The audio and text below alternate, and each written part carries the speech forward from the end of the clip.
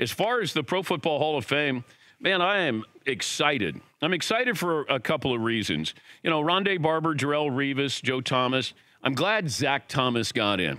Having watched him through his entire career, having spoken to Peyton Manning about him, he talked about the Dolphins linebacker, and he said, he was one of those guys that was ahead of Peyton Manning. And there are probably very, very few people you can say that about, that Peyton would call out something and Zach Thomas would know exactly what Peyton was calling.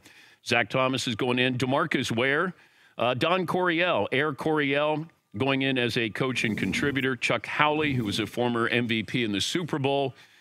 I got to see Joe Klecko's entire career in New York and got a chance to cover those Jets. And Kenny Riley, I grew up a Bengals fan and got to see Kenny, the Rattler, and I talked about him for a couple of years that I thought he was a Hall of Famer. I still think that Ken Anderson, the former Bengal quarterback, is a Hall of Famer as well, but that's the class. So very excited that some of these other players getting some recognition. And it goes back to what I've talked about, that we need to have, if you're going to have a Hall of Fame, and Dion has brought this up, like not everybody is like that first ballot Hall of Famer or they belong in the penthouse. But you have the other guys who you might have questions. It took them a while to get in. Can you do a ground floor, first floor, second floor, third floor penthouse, something like that? Or can you have a Hall of Famer within the Hall of Fame, first ballot Hall of Famers? Do they wear something different? Is that fair to the other players who had to wait to get into the Hall of Fame? I don't know. If you want to make it special and designate these players, let people know. I mean, I don't know how often we think about who was a first ballot Hall of Famer after the fact. Joe Thomas got in, Hall of Famer, first ballot, and to do that for a terrible team, terrible franchise, and he was always, first team All-Pro.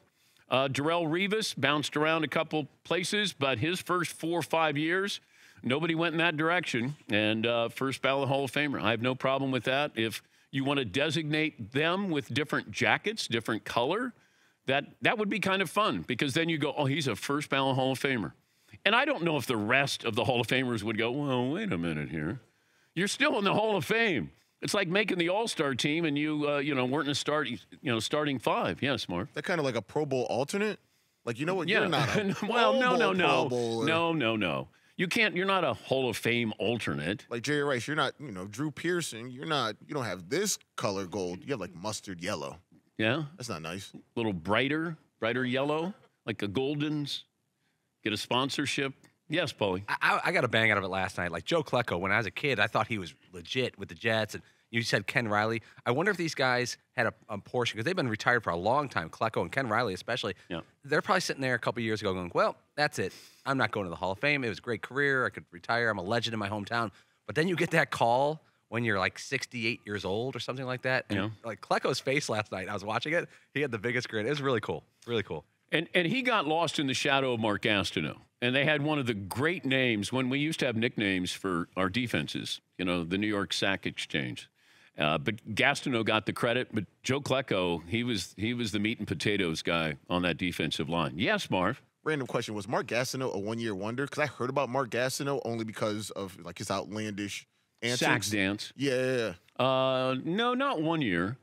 But it was probably like a 3-year, and then he started dating Brigitte Nielsen, who later married Stallone, or was this he dated her after she was married to Stallone? I don't know. I couldn't keep up with the 80s. Yeah, Paul. Mark Gastineau, early 80s for the Jets. He had some serious years. He had a 5-year window, 20 sacks, 19 sacks, 22 sacks, 13 and a half sacks. The other year he was injured. He had a 5-year run where he's the best defensive rush end in football. He led the league sacks twice. He was all-pro, first team 3 times, 5 times all-pro. But even his persona was bigger than him. Well, yeah, he had a Rolls Royce that he drove. And you'd go out to Hofstra, where the Jets had their camp. And you'd go in and you'd see just regular cars, and there'd be a Rolls Royce there. And be like, oh, that must be Gastineau's. I thought he was awesome. Yeah. But I was pretty young at the time, but I was like, dang, this dude gets it.